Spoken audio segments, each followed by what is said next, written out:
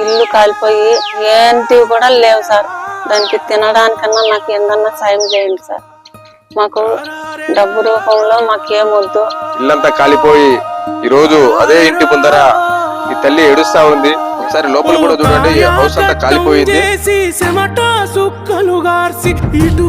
ఇది ఎప్పుడు పడుతుందో కూడా తెలియదు.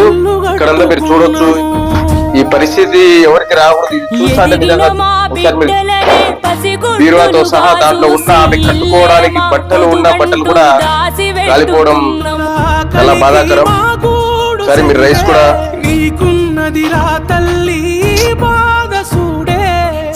ఇలాంటి దీనమైన స్థితి ఎవరికి రాకూడదు.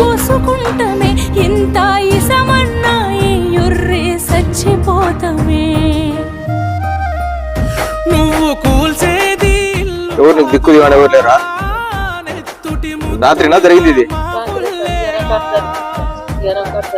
ఈ టయానికి రా. సర్లేమా, మా వంతు ఏదో ఒకటి మీకు కూడా హెల్ప్ చేస్తాం. చాలా మంది మనసున్న దాతలకి నా చేతులు జోడించి తల్లి తరపున నేను విన్నవించుకుంటున్నా.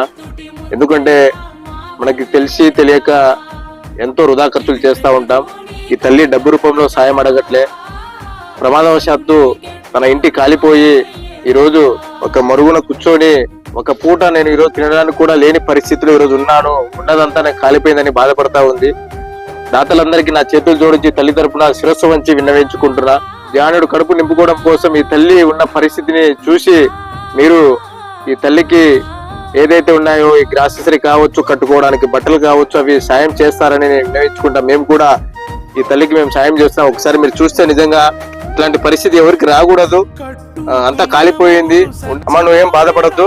ఖచ్చితంగా మా వంతు ఏదైతే ఉందో ఇంకా చాలా మంది ఉన్నారు, అందరికి చెప్పి మేము సాయం చేయగలుగుతాం. ఓకేనా? సరేనా? నువ్వేం బాధపడద్దు.